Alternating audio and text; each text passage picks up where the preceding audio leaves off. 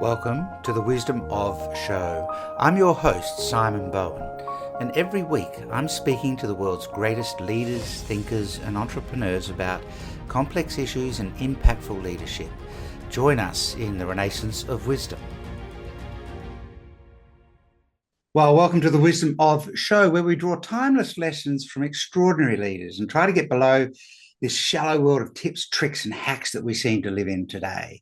So here's a question for you. What does it take to turn a struggling idea into 500 stores, 50,000 employees, and a legacy that reshaped an entire industry in Australia?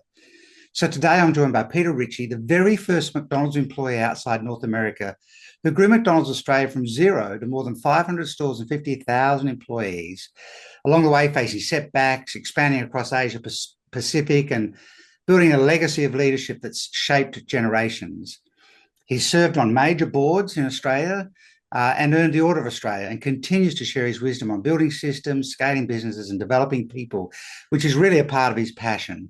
In this conversation, we're going to uncover the principles that he's used over decades now to turn challenges into growth and explore what true leadership looks like in action.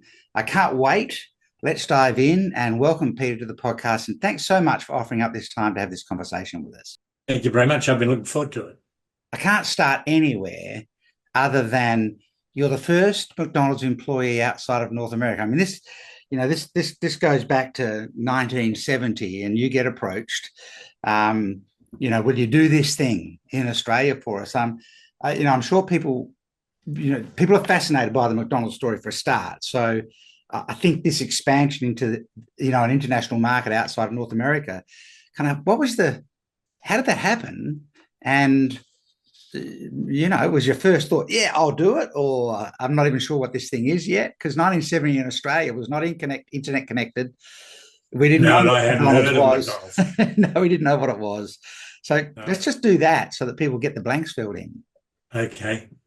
All the credit must go to the guy who was the president of the company at that time, a guy called Fred Turner, who actually wrote the first operations manual.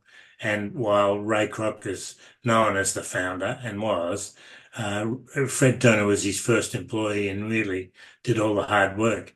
So about 69, 68 actually, because they went to Canada before anywhere else.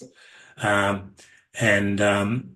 said, it's time we went international, which was way ahead of the thinking in the marketplace, because the Americans only had like 1,400 stores open in the US at that time, and there was tons of areas that the Americans themselves knew they hadn't serviced yet.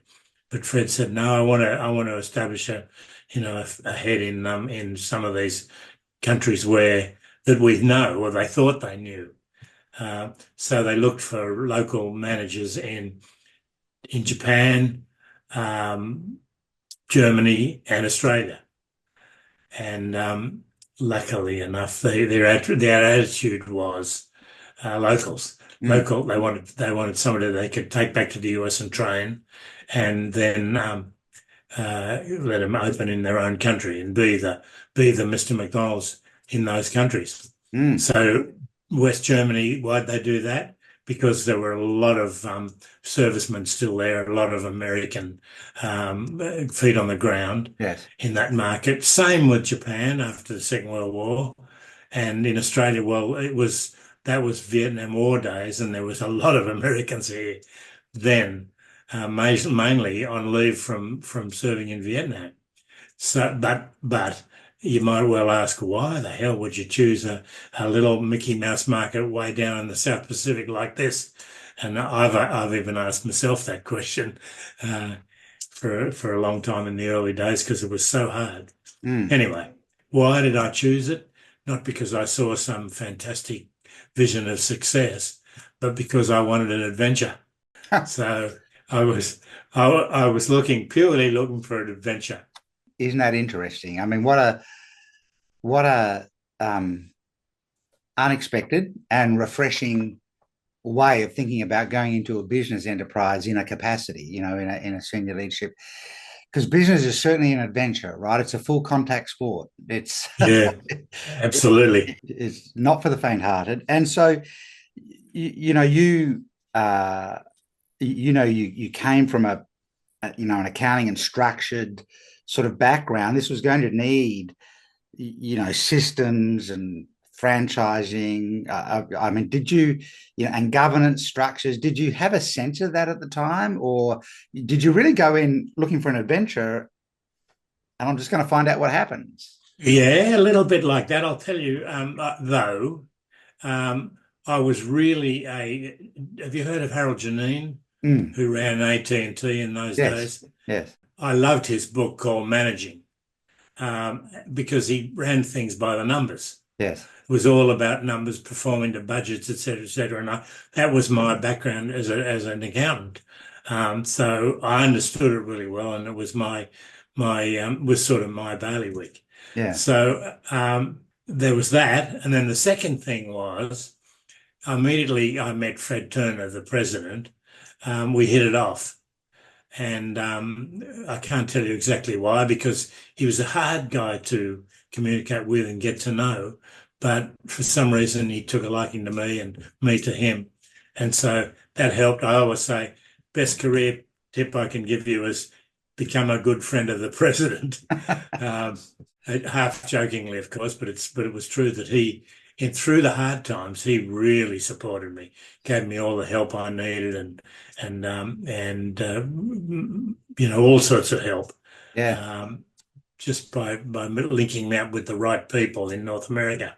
Yeah. Uh, And the first 7 years were a test, right? Absolute. I did Lose, nothing but lose money.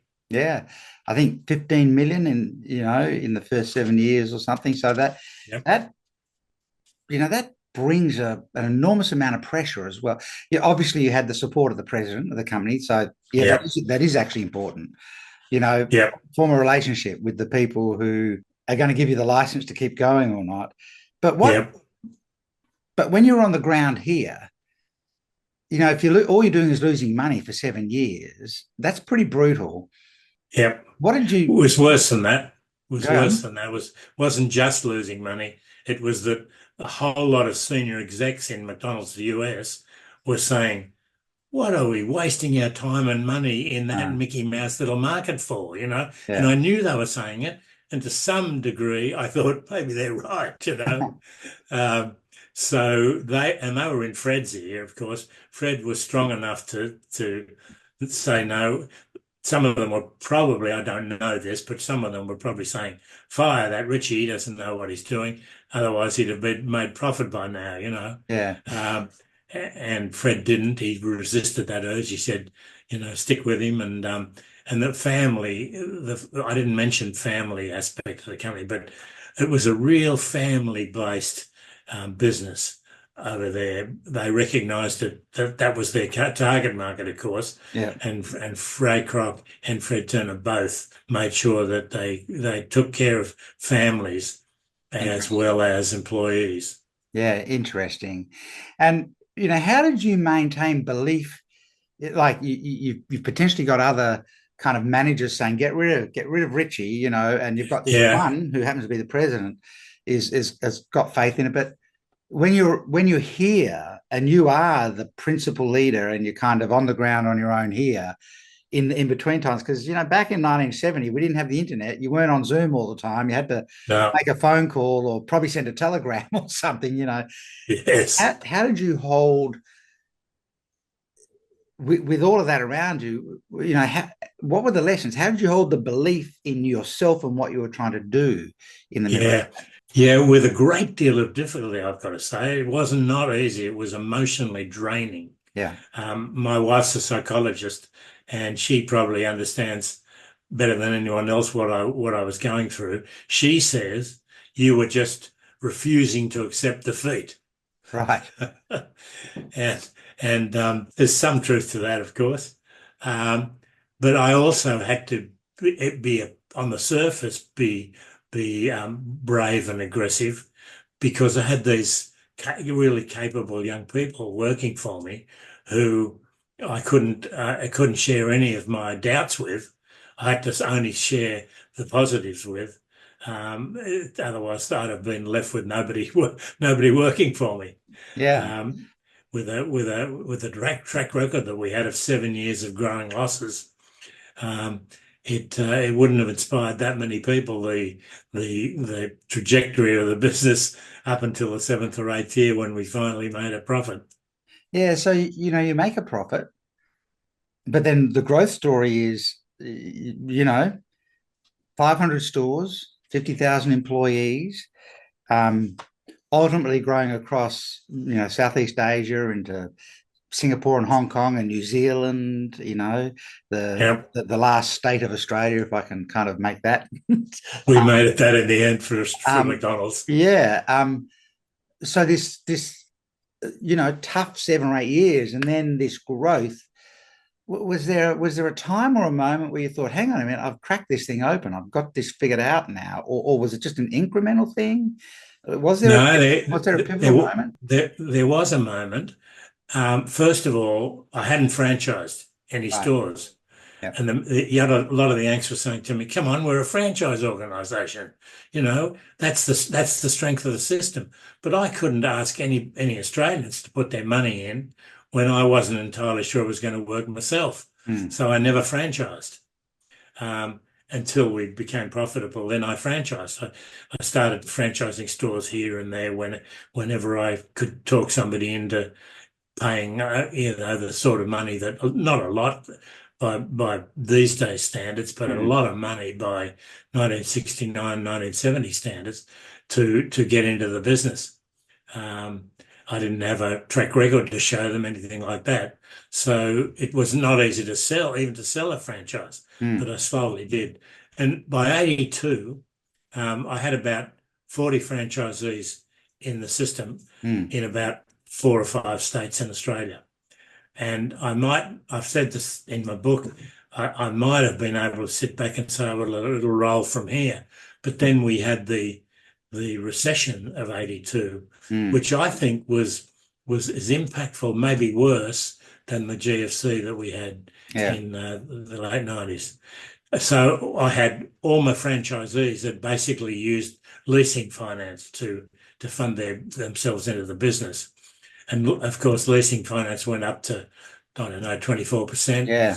Leaseback sort of finance. We were paying, high teens on our home loans, weren't we? Do you remember that? 17 and 18% on mortgages, Yeah. So all of my franchisees would have gone broke. So this is 10 years after I'd opened the first store. Right. And I had to sit down, and I still remember it because spreadsheets were not known in those days either. I had to sit down and do a 20-year projection, how I might buy all the equipment back from them, release it on better terms that would enable me to spread it over the next 20 years. And I did that and saved them all. And we went from there. So 82 was the real turning point because of the market that we faced. So you bought it back and released it under better terms. Wow. Yep. And with some manual maths, right? Yeah, absolutely. On the dining room table it was. But back to the book that you were talking about, that I remember one of my mentors in a large Australian company where I was an executive manager. And I'd have to go to Sydney every month and report the numbers from the production facilities that I was managing and the markets that I was looking after. And, he would say to me, Simon, the salvation is in the numbers. You need to. Yeah. And he wasn't just talking about the financial numbers. No.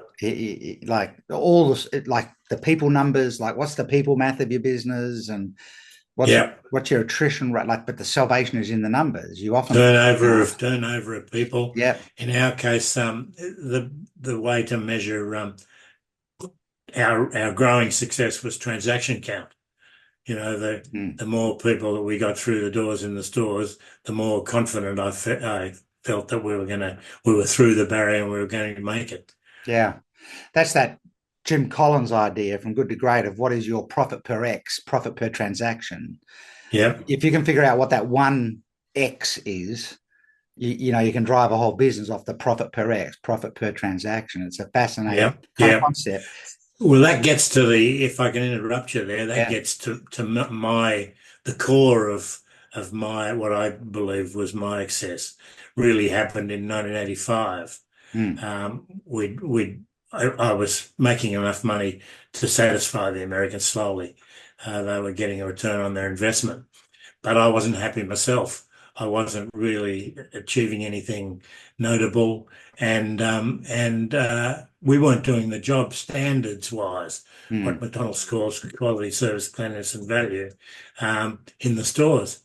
So I said to my top management team, let's go and benchmark.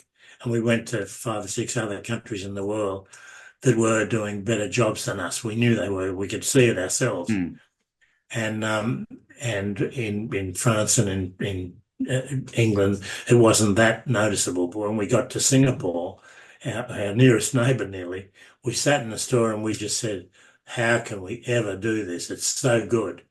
You know, the cleanliness, the speed, mm, everything about the operation of the store was impressive. mm, And my team were inclined to say, we can't afford that in Australia because we can't afford this number of people. With our labour costs, we're never going to be able to do this. And some of them are inclined to say, well, it's too high a goal for us. We're not going to reach that. And luckily, I said, I can't accept that. I said, what's the answer if we can't afford that many people? We've got to make the people that we can afford that much more productive, mm, that much more capable. And mm, so what does that mean? Training. I didn't really know, but I said it's got to be in the training. mm. So So, 1980, well, let's talk about the training because you were investing up to 30% of profit into training, which is unheard of. I mean, it's a crazy number in yeah, in the corporate space, right? yeah, And then McDonald's became. I don't know if this is true worldwide, but certainly for those of us in Australia, McDonald's was well known for the training. Like parents knew if you sent your teenage son or daughter to McDonald's for their part-time job, they were going to come out with a bunch of training, including, and we'll get to leadership and the things you share in your book in a little while, but including, the next step, which is you're going to supervise some people, and the next step. And so to talk, I mean, this training emphasis was pretty yeah. revolutionary. I didn't realize the Well, you've got to investment was so keep in high. mind, you have to keep in mind that McDonald's, when I went over there, already had a hamburger university in effect, and a little bit tongue in cheek, but the reality was it was a very sophisticated in-house training system and organization. So what did I do? I said, that's not enough. It's clearly not enough. We've got to improve on that. And in 1986, I spent 30% more, not just 30% of my total training, total budget on training, but on more training. So we had a base of quite good training to start with. And then in 1986, we spent all this extra money. And I went to the US end of 85 and proposed it to them. And luckily, Fred was prepared to go along with me, but most of the others were pretty skeptical. The other seniors over there were inclined to say, "Hey, you won't get anything from that. It's wasted money. Just put it in your back pocket." And luckily, I didn't take their advice, and so we just spent. Now, what did we do? Well, we built a better training college, which we are now, of course, call McDonald's Hamburger University. Mm, We equipped it better. We hired more people.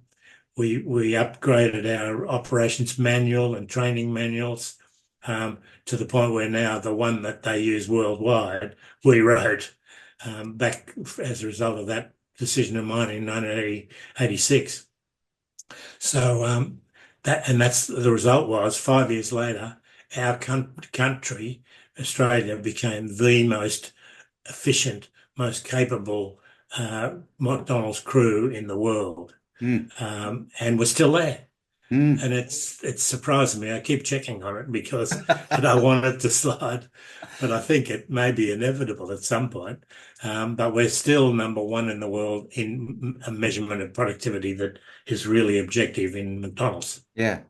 So, really, even though it was an existing business model coming out of the United States, already in play in the US and Canada, you were effectively building a business from the ground up in Australia.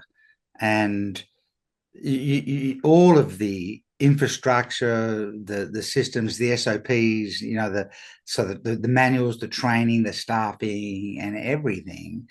And in the world we live in today, where technology is so prevalent, um, companies are emerging all the time. Startups, in particular, are emerging all the time, and I'm not sure that as much emphasis as should be is given to the need for deep structure and mechanics of the business in place, and evidence and recording of here's how we do things, and then the governance of all of that, because every business is spending other people's money, whether it's investors or Yeah. other people's money and time. And so there's a real responsibility required to build a business like that from the ground up and pay attention to all the details. I mean, was that about the people you recruited at the highest level? Did you need people to come in who you knew would believe in that, or were you just able to drive it because you had such an understanding of it? Yeah, well, first of all, I had a fantastic base with what the Americans had in place Yes. already. Yeah. And I had Fred Turner there, who Yeah. was right with me. So I had some confidence that they weren't going to pull the rug on me at any point. Mm. So that was a good grounding to start with. And then I just said, okay, let's look at what Hamburger U does in Chicago, and let's improve it. And that was relatively easy because I had the basis there, and then we found ways to improve it all the way through. And when people ask me to talk about how McDonald's trains, how McDonald's makes their people better, it's just hard bloody work. Mm. That's how we make it better. And I sum it up in three words: detail, structure, and tracking. And Yeah. it's Okay. I can't emphasize enough how much detail McDonald's teaches. Yes. Um, even how you open a bag for takeaway product, how you open a bag. You wouldn't think that'd need teaching, would you? But McDonald's does teach exactly how to open a bag, not just willy-nilly and find a way to open it. Well, in consequence critical roles, piloting a passenger aircraft or doing surgery, nothing is left to chance. Yep. Every little Yep. detail is captured and documented, right? Yeah, that's a really good analogy You know, because teaches pilots. yeah, yeah. And what was interesting for me out of the three, was detail, structure, and then tracking. And they are not things that a lot of people don't like those three things. A lot of people actually No, don't like detail, structure, or tracking, actually. So no, no, and a lot of people, even in jobs, don't like being tracked. yes, yeah. But we convince people that it's all our people are convinced that they look forward to performance reviews Mm.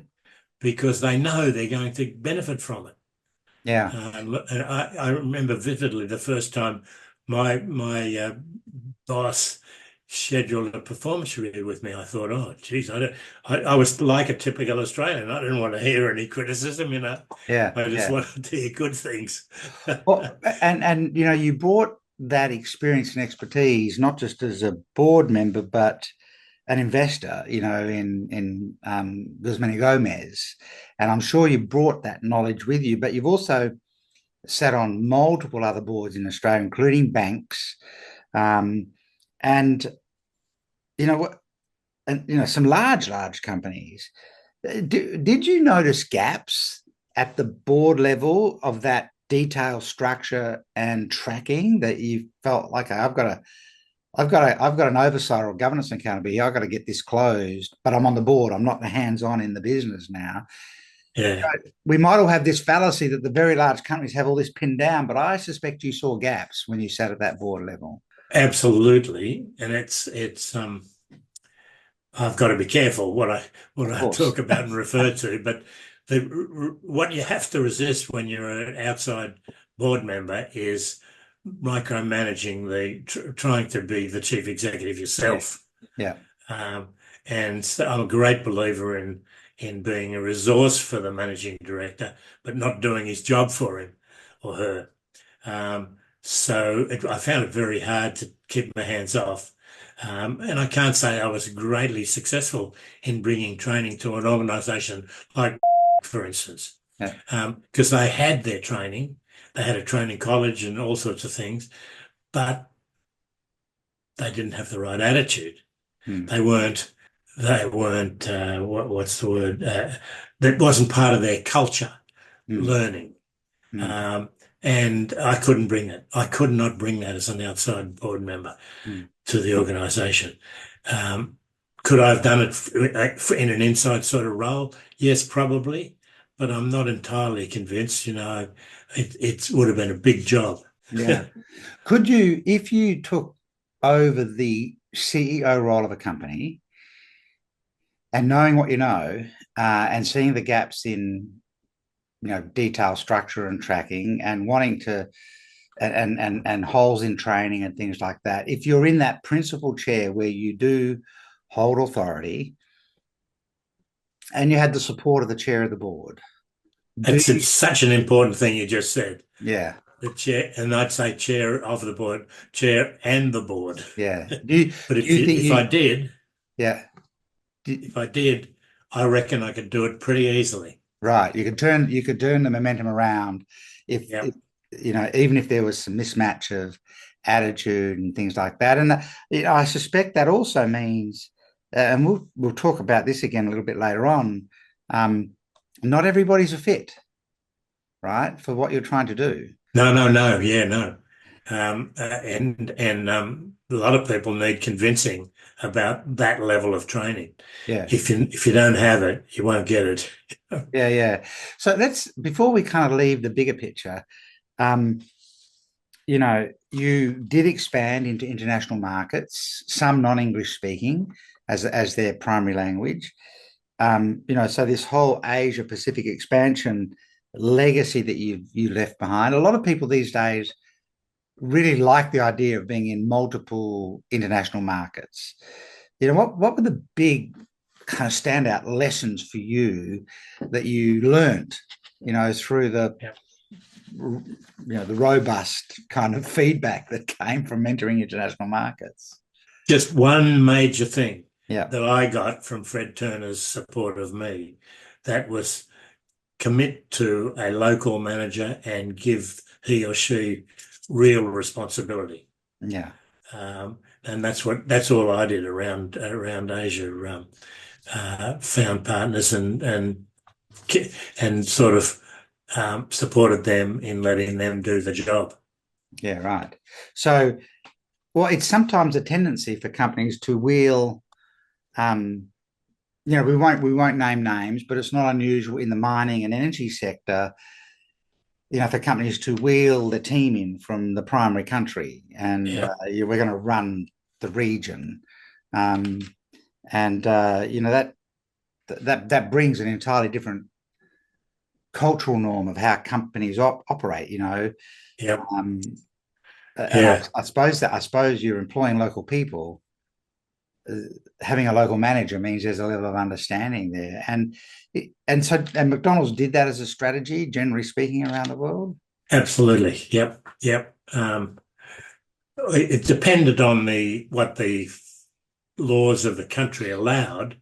A lot of countries said you must have a local partner. Mm, So McDonald's went and found a local partner mm, and made them a real partner. Um, but other places where we could open with a wholly owned business, even there, they didn't send in a whole bunch of Americans and run it for a while and then hand it over to me. They hired me, took me back to the US, trained me, and then sent me back and said, now open a McDonald's store. Well, Um, you which I'm said, laughing about because it's a funny, this is a funny way of doing it, isn't it? yeah, yeah, but you said something interesting. You said McDonald's made them a real partner.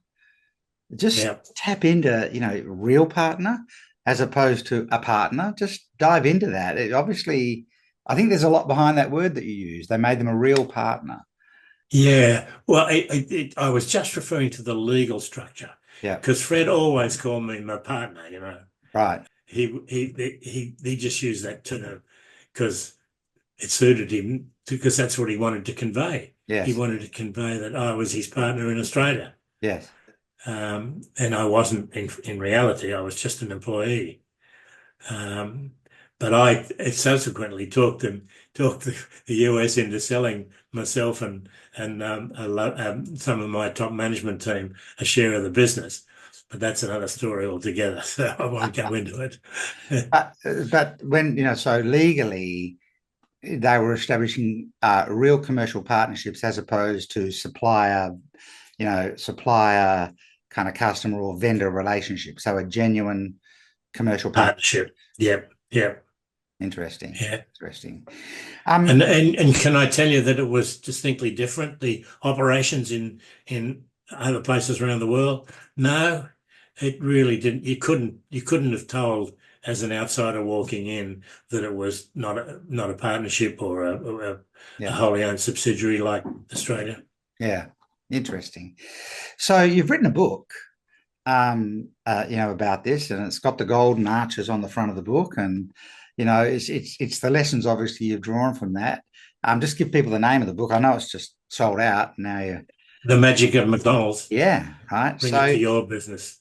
and you've got some principles that you teach in there, and what I'd love to do is just model that a little bit. I'd love to kind of capture that into a framework, a visual kind of representation of that. And if you're up for it, I'll just take care of the framework and let you talk about the ideas that you share in the book, and I'll find a place for them inside the framework, and we'll see what comes out Okay. at the end. It's an Isn't that what we've been doing?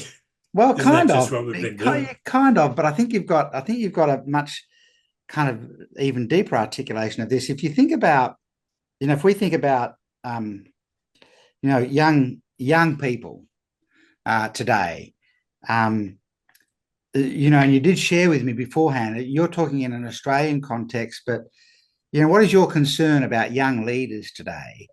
In Australia, I know that this is kind of it's a passionate kind of topic for you. What are the challenges we have with young leaders today? It relates back to my own personal experience in it, Simon. Um, I found myself thrown into leadership roles Yeah. in sporting situations largely, but I captained Australian universities at water polo, and I captained manual ringer surf lifesaving Mm. for a number of years, and I captained a lot of third-rate rugby sides. And but I, and I and then of course I was made CEO of McDonald's Australia. So about those mid 80s, about then, uh, I was also on the Business Council of Australia when I was Yes. having that catharsis, and that took me to spend 30% of my bottom line on training in 1986. Brian Finn, who was the CEO of IBM, came to me and said, "Pete, would you talk to my mid-management people about leadership?" And I said, "Sure, Brian, you're happy to do that. Yeah, for an old mate." Um, uh, but then I went away and I thought, wait a minute, what the do you know about leadership? I hadn't really given it any thought as, in an analytical sort of way. So I won't tell the whole story because I started to talk to people. I went round the Business Council of Australia, for instance, Yeah. and asked them for what things that they did that made them different, etc. Didn't get much, I got to say though, to sum it up. And I realised that we, as Australians, young Australians in particular, aren't encouraged to think of ourselves as leaders. Right. And I don't think it's any wonder that we've got such a distinct shortage of good leadership in Australia. Yeah. The only people who do somewhat of a job of teaching leaders are the trade unions. Mm. And then it's good training they get because they are thrown in at the deep end in their own amongst their own peer group, and they've got to pop out the top to become a leader. Whereas most of us have been told that just stay a part of the grey amorphous mass. It's a smart way to go. So I didn't get much help, and then I had to start to think about what am I going to tell these young people at IBM. Yeah. And so how did I learn? How did I come to be thrown into the deep end? Well, I had a little bit more enthusiasm than average. had perhaps a little bit more skill level than average in those particular areas.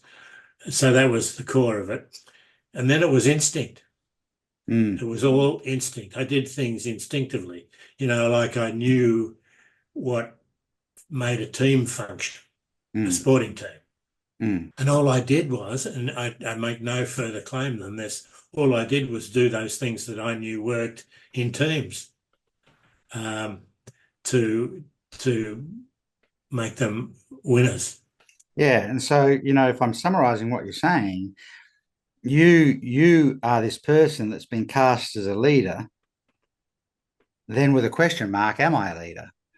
Because Yeah. the world is perhaps geared against you daring to think like that or even be that. You had a bunch of certainly a bunch of enthusiasm and a level of instinct from experiences, but you went on the hunt for the leadership wisdom and found that there wasn't a whole lot that you were able Not to frustrated. In fact, it was in Australia, it was more discouraged thinking of yourself as a leader. Yeah. And so I went to books, of course, and read books by good leaders which I found very varied, extremely varied. And you get a lot from reading even a bad leader's biography, Yeah. because you say, well, I don't want to do that, but that I can see how it worked for him, or it might have worked for him. Even Jack Welch, with his up or out policy, there was a lot of fundamental truth in that. Yeah. People who were in the bottom 5% clearly didn't want to be there. Yeah. And that was. So if we look at this picture that's in front of the moment, we've got someone who's enthusiastic and has a level of instinct that might mean they could be a good leader. The world at the time hasn't really shown them what being a leader is, or it's almost discouraged it, like the tall poppy syndrome and all those sorts of things. Yeah. Keep your head down and just, do your thing. You go searching for wisdom from people who you think are already there, and you find these gaps. And so what is missing underneath this is the foundation. And, if you were talking to a young person, who's a young person who's saying, look, I don't think I could be a leader. I'm not seeing a whole lot of stuff up here that's helping me. I've read some books, but they don't all make sense. What is the foundation? How does that young person, become a leader? What's the mental shift you'd want them to make first? Yeah. Even be willing to embark. Okay, I'll have to think a little bit about that. But let me first of all say the first thing I recognized was how much better a job I could have done in those leadership roles that I was in the sporting teams, how much better a captain I could have been in my water polo team or my surf lifesaving team or whatever. And so that was a sort of revelation for myself. And it made me ask the right questions, I think. Okay. What do I say to young people now? Think about it. Yeah. Think about, what have you enjoyed? What leadership has worked for you? Are they made? Do you have to be made a leader, or you can be made a leader? And that's my point. I think educators in particular are inclined to say they're not made, they're born. Yeah. And that's just not true. They're not true. So if you can be made a leader, maybe the foundation is this is a learnable thing. Absolutely learnable. Absolutely learnable. Now, there'll be degrees of success, of course. There'll be leaders who are better than others, but the basics of leadership, there's only a few things. The first one is, of course, is learn to be a really good communicator. Yeah, which is easy to say, not nearly so easy to do. Becoming a good communicator. So as we said, be a great communicator. Yeah. And I know that's one of your 10 kind of keys, if you like, if I can use that. I mean, what we're trying to do in terms of the outcome of great leadership is great results, whatever they might be, whatever the measure of those results might be. The job of leadership, frankly, is to create results. Yeah, well, of some form. great communicator as a leader is important, Mm, but the leader then has to ensure that the whole organization has good communication. mm. That's an absolute fundamental. The leader has to eliminate rumors and Right, interesting. things that get in the way of good communication. You've got to make sure that people tell it like it is, in particular.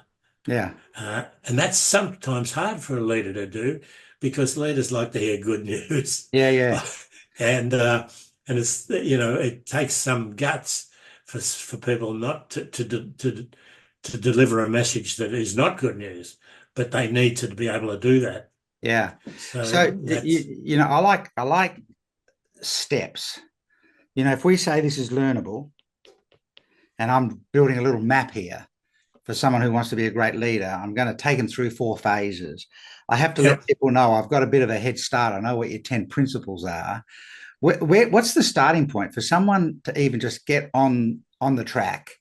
What's the first thing that you would say to somebody in order to be a great leader?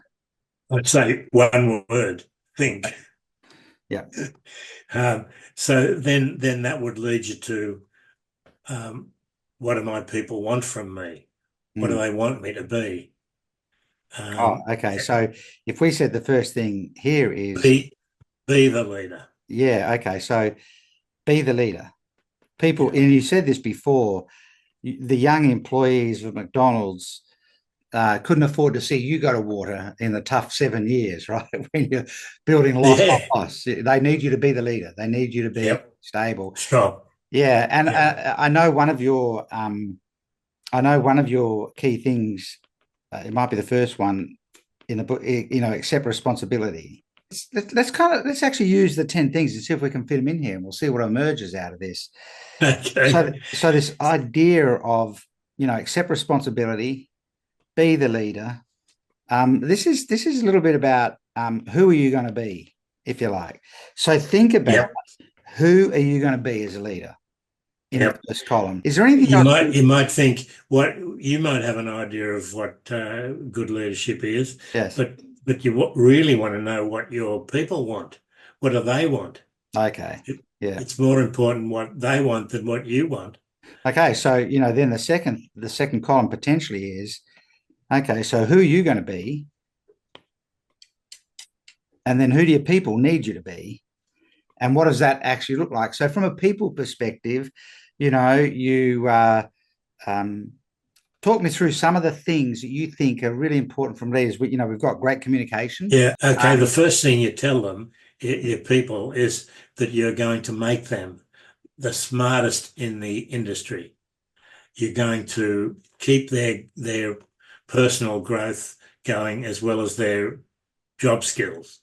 yeah, You are committed to their growing mind, yeah, actually. yeah. Promise to develop them. Perfect. Anything else? So there's obviously a commitment to people. This comes through in everything you say. Commit to your people. Yep. I mean, people is actually the undercurrent of everything you talk about. It Yep. seems, whilst we're talking Absolutely. like Absolutely. a Yep. consumer-driven business, this is all about training and people and everything else. You're going to develop them. We're going to communicate really, really well. You know, I, I'm committed to being the leader you need me to be. I'm going to commit to you. As anything Yep. else, anything else fit in that people column out of your kind of that you talk about in the book? Well, I don't know whether it's in that column or the next column, which is ensuring that everybody in the team fits. Okay, yeah, You, I'm going to put it in this column. Um, Everyone fits. This is that um, the 5% that don't fit. Do they get to stay, etc., etc.? yeah, yeah. I wouldn't put a percentage on it. I think it's rare. I think it was a pretty blunt tool that Jack Welch was using, Mm, 5%. But I'd narrow it down much further than that, and I'd say find the poisonous individual, okay. because even if you don't know, the others in the team do know. Did you Um, have any of those experiences as you were building the McDonald's business? Absolutely. absolutely. And you'd be amazed by how well people can hide their poisonousness. Is there such a word, poisonousness? Yeah. But they hide the fact that they're poisoned by preparing to be a contributor, doing all the things that might make them appear to be or be measured as a contributor, Yeah. but in fact they're actually dragging the team down. They're slowing the team or getting in the way of the team. Yeah. Um, Interesting. and when I talk about that to groups, to big groups, you just get an overwhelming sense of, I know one of them, you know. Yeah. Um, so they are there, and you have to take responsibility for getting rid of them. And so, you know, you need to deal with the people that are either having a disproportionate negative impact, consciously or unconsciously, deliberately or not. On the other side of that, of course, talk to me a little bit about recognition and, you know, you've already said you needed to be the leader that your young workforce needed to be able to trust and have faith in. You know, I'm going to help. Yeah, I'm going to promise to develop you and grow you. I'm committed to you as the people in the organization. We're going to communicate really, really well. Recognition always comes up. You know, yeah. what are your thoughts around that? Well, first of all, it's your role to identify the top performers, and Hmm. it's your role to see, really to see where everybody is in terms of their development in your team, in the top management team that you surround yourself with. All you can hope is that you do that effectively, and it will be passed on because you've set it into the operations manual, and so you have to recognize people in an appropriate way. Yeah, Because what you learn is, although Australians are pretty skeptical about recognition, we still like it. We yes, like being patted on the back rather than kicked in the bum. yeah, So find an appropriate recognition and make sure that you acknowledge good performance, and so will your peers. Well, so will their peers yeah. around them when you do make that sort of recognition. It can be it can be a promotion or even just a name change, something like that. Yeah, Um, I'm wondering if this whole idea of recognition actually, um, you know, because I haven't pre-named the columns, but I'm wondering what the columns are. I wonder if, you know, one is who are you going to be? If two is what's my commitment to people and great communication and growing them, and if three is what kind of environment am I going to yeah. create? Because the environment, What's the culture? What culture do you want to establish? yeah, and the environment always wins, right?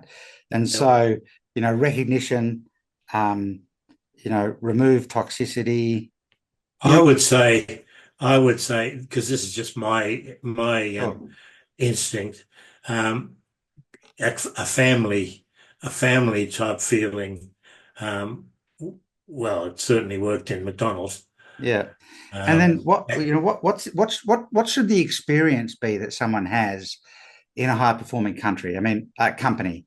Um, Someone goes to work. What should that day be like for them?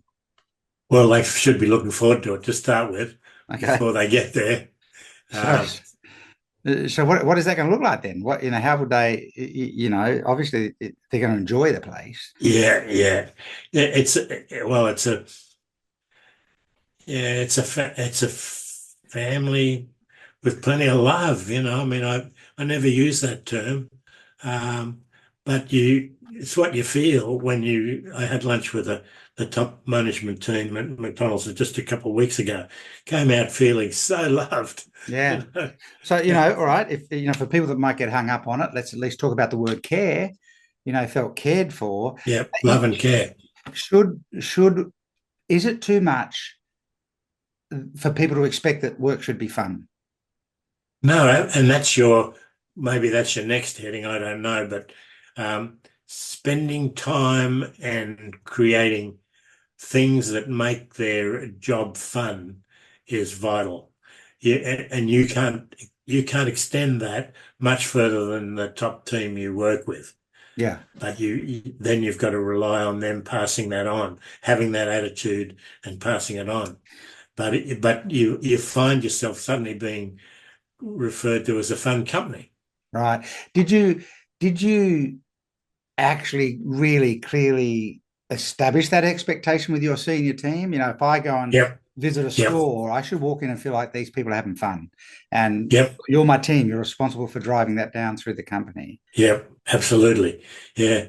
I'd expect the manager to have those sort of thoughts about his crew in the store.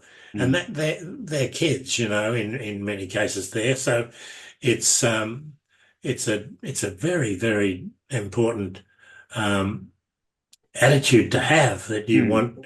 you want to give them a good experience in their job, and it has to be a learning experience too. Yeah. And that might even be enough if you as the manager of the store and you're totally committed to making them 100% capable of getting 100% return in an exam about McDonald's. That'd be a good Uh, goal to have. so I do have an emerging thought actually about the fourth column, and I would kind of I'd summarize the overall model at the moment by saying, a lot of people think they're going to step into a leadership role, but in fact, the world's never taught them how to be a leader. And in fact, in some instances and some cultures, it's discouraged. Like, who are you to be the leader? But Yeah, they're enthusiastic. They have a degree of instinct. They think they could do it, and they go looking for the wisdom from others, and can find that that's actually pretty lacking. And maybe leaders are born, not made. In reality, you're saying leadership is absolutely learnable, so long as absolutely learnable. And McDonald's is the ultimate example of it. yeah. And so we need you to Um, be a thinking person. well, no, and what I'd take it back to was their capability. Yeah, Um, McDonald's training, detail, structure, and tracking makes them supremely self-confident. yeah. So we get kids to 19 years of age, and they're all of a sudden, and they don't even realize it themselves, but they're total managers of $10 million businesses. Yeah, interesting. So, And yeah. So, are you coachable? Can you learn? Are you willing to listen and learn and get but feedback? but I don't even ask that question. No. They show it. They show that they are or not, Yeah. as they come through their training. So, if the Um, potential's there to learn, the first thing for someone to think about is, who are you going to be? Are you willing to take the responsibility? Because leadership comes with responsibility. It's not an entitlement. And are you willing to be the leader? In other words, the buck will stop with you. Your team need to know that there is this person who is the leader, which then leads us into the second phase of this model, which is, okay, so it's about your people. You need to be willing to commit to your people, make communication a key, personally and across the organization, promise your people that you're going to develop them, and then make sure that the right people are fitting in. And so that leads to the third thing, which is, as a leader, your job is to craft the environment for your people to perform in. That means, remove any you're toxicity. back at the start. You're back at the start of your three columns. Yeah, you kind of, make sure Yeah. it's a place that cares. Recognition has to be key, and make work enjoyable and fun. Otherwise, people will find ways to not show up, even if they've Yeah. actually turned up for the day. They're not showing up. Yeah. So the fourth column that occurred to me, Peter, was this idea of, you know, every species becomes extinct if it's no longer relevant to the environment. If it doesn't adapt, to the environment, it dies out. Teams in businesses die Yeah. when they're no longer serving something that the business needs, or they Yeah. haven't adapted to what's actually going on.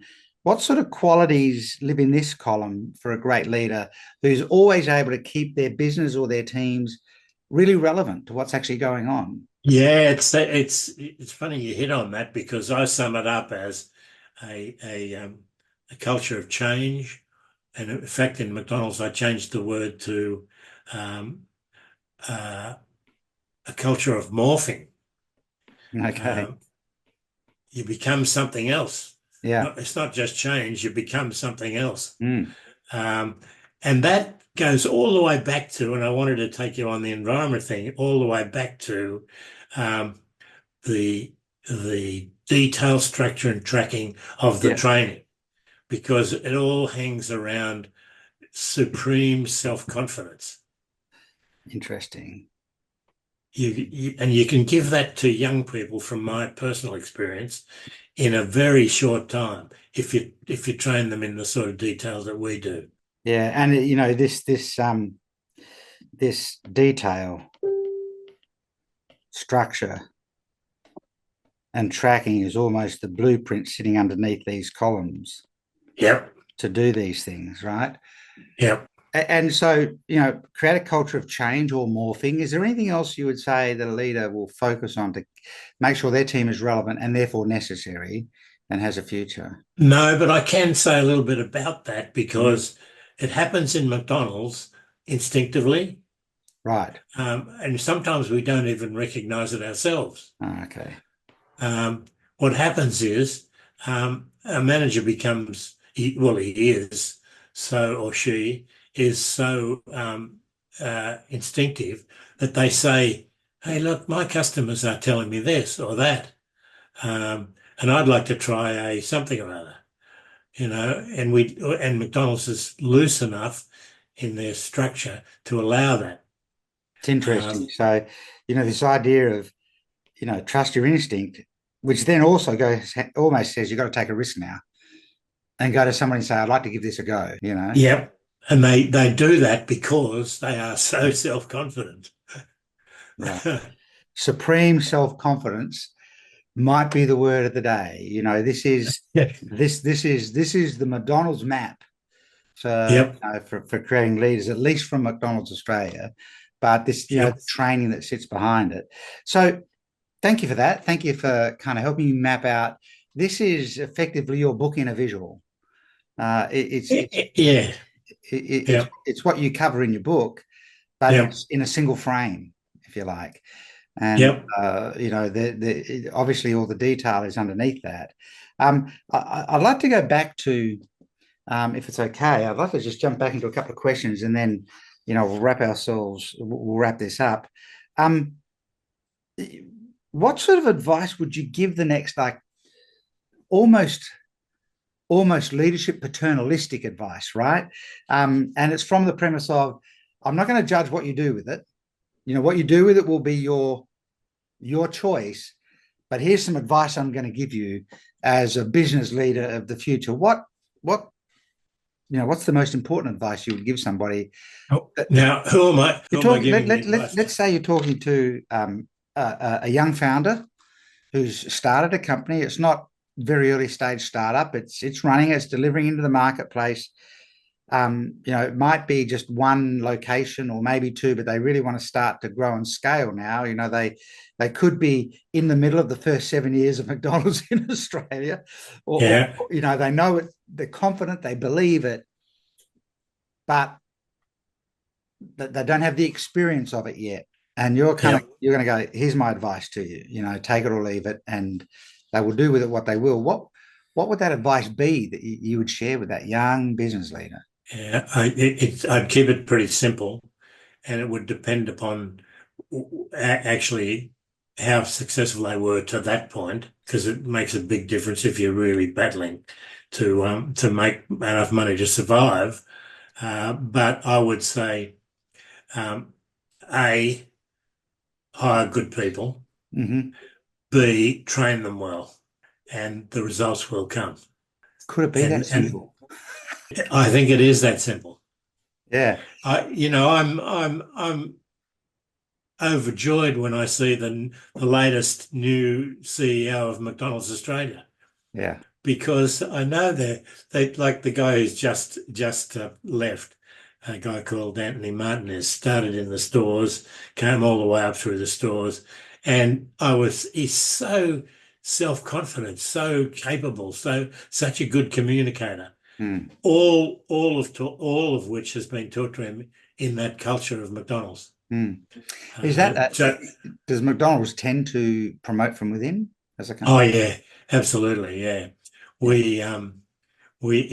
Charlie Bell, who was one of my real early proteges, started with me at the Kingsford store in Sydney, went on to become he took over from Fred Turner as president of the company, Oh, and unfortunately died at 42. right. Um, so that was he'd still be there if he hadn't died at 42 years of age. But that just showed the capability of that training that we'd given him over the years in the stores. Yeah. And of course, he also had some insight, more insight than others. You know, they say you can teach leadership, but you can't teach great leadership Yeah. unless the people have that more instinct than others. Yeah. Let's just reverse it one little bit, and then I'm just going to ask you three quick questions so people can find out a bit more about you. You know, quick question, quick response. But let's just reverse it for a moment. You did represent Australia, you know, in terms of university water polo, you know, involved in surf lifesaving, you know, passionate about golf. The sporting world teaches lessons. You know, what were one or two of the big reverse? And you said, you know, you would have been a much better captain of the teams and things had you known then what you found out in business. What were there any reverse lessons from the world of competitive, you know, sport, elite competitive sport that you brought into business as a result of those experiences? That I bought into. Yeah, or that have been a part of what, you know, that formed, you know, when you were captaining teams and things like that in a sporting arena, which is really so focused on the competition. Um, Yeah, any, you know, sport often teaches lessons yeah, for life. Anything that stands out that worked in the reverse direction? yeah. Well, the importance of performance reviews Right. was one major learning I got. You know, you people don't get much help to improve their skill. You know, there are coaches out there, etc. But a captain is in a perfect position to give more direct that feedback in that way. You know, Yeah. so things like that I would have done more of. Um, it's more instinctive things though that I'm, you know, somebody patting somebody on the back when it was important. Yeah. I didn't do because, you know, I thought, well, tough Australians don't need that sort of Yeah. bullshit, Yeah. you know. But it's not true. No, You know, you watch sport on TV. They celebrate every little thing that happens during the game, right? yeah, more so Every now than they used to, you Yeah, know. yeah, yeah. Maybe a lot more so now than they used to, Yeah, but they do. yeah, You know, I had Liz Ellis, you know, the Australian netball captain, on my podcast, and she made an interesting comment. She said, you know, in elite sport where you're all training together, it's in training that you build the trust of the team because you see how hard each other works. yep, yep, And so you know if that person's going to show up on the field because they've done all the work in training. And yep, that's a really interesting observation. It probably applies to business. If you see people doing the training and working hard at training at McDonald's, you know they're yep, probably going to show up in the game, yep, absolutely. which is Yep. interesting. Let me ask It's you. and that's what McDonald's gives them plenty of opportunity to do, of course, Yeah, and that's get practice. And that's why our franchisees are so capable of continuing the thing on because we've put them through their training. Has been 9 months of not getting paid, but working in a McDonald's store. right. So That's the real price of a franchise, right? yeah, absolutely. Let me ask you. Let me ask you quick questions just to wrap up. Um, just you know, generally, however you choose to respond to them. You know, if you could travel to any period in history, I'm just interested in. You're obviously well read. You think about things. You study things. If you could go to any period in history, where would you like to go to, and why that period of time? That's an interesting question. Hmm. Hmm. I'm inclined to say because I should have stopped you when you referred to me as an elite sportsman. I was anything but that. And I think that I could have been much better at those things that I was pretty capable at. I think I could have been much better Yeah. if I'd applied my mind more to it. So I'd like to have another go at those sorts of things. And this might surprise you, but parenting in particular. Hmm. I think I could have been a much better parent than I was. So Hmm. um, that I'd like to have those years over again. Sure. And you know, what's a recent book or that you've read, or a book that you've read and loved, and you would recommend everyone else should read that book? You've already rattled off a couple for us, but is there a book you think everyone should be reading? No, it's. I mean, I could tell you my favorite book, but that's not what you're asking. Well, what Um, is your favorite book? my favorite book is probably Heart of Darkness, Conrad. Yeah. Um, but it's a real toss-up. I loved, you probably know him, A Fortunate Life. Yes.